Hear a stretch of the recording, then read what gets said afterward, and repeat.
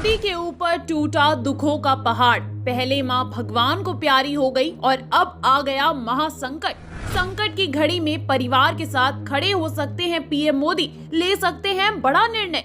हीराबा के निधन से शोकाकुल हुआ पूरा देश, बंद नहीं हो रहे मोदी की आंखों में से आंसू।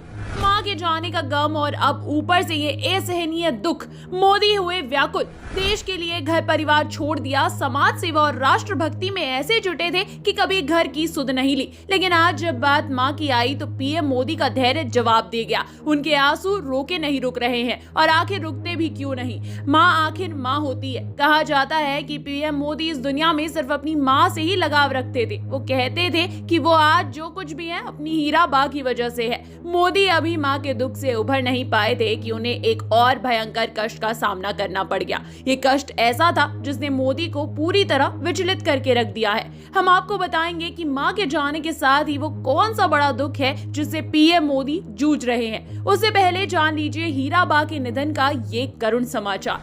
पीएम मोदी की मां हीराबेन का निधन शुक्रवार तड़के अहमदाबाद के अस्पताल में हुआ था। हीराबेन की उम्र 100 साल थी। प्रधानमंत्री नरेंद्र मोदी की मां हीराबेन की बुधवार को तबीयत बिगड़ गई थी, जिसके बाद उन्हें अहमदाबाद के यूएन मेहता अस्पताल में भर्ती कराया गया था।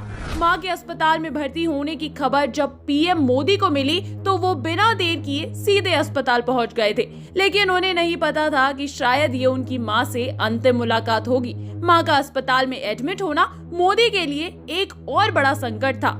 और एक तरफ जहां मोदी की मां जीवन की अंतिम सांस गिन रही थी तो वहीं दूसरी तरफ उनके भाई दुर्घटनाग्रस्त हो गए थे। जिस परिवार को छोड़ मोदी देश सेवा में जुट गए थे, आज उसी परिवार के संकट ने पीएम मोदी को चौतरफा घेर लिया। ऐसे में पीएम मोदी का व्याकुल होना लाजमी है। पीएम मोदी ने इस साल अपनी मां के 100वें जन्मदिन पर उनसे मिलने की इच्छा जाहिर की थी। पीएम मोदी ने ट्वीट किया था कि जब मैं उनसे उनके 100वें जन्मदिन पर मिला तो उन्होंने एक बात कही जो हमेशा याद रहती है कि बुद्धिमानी से काम करो, पवित्रता से जीवन जियो, यानी बुद्धि से काम करो और पवित्रता से जीवन जियो। शायद मोदी की मां की यही बातें हैं जो आज उन्हें संबल दे रही है। मां के जाने के बाद पीएम मोदी को अपने भाई की चिंता होना लाजमी है, खासकर ऐसे में जब उनका भाई दुर्घटनाग्रस्त हो गया हो।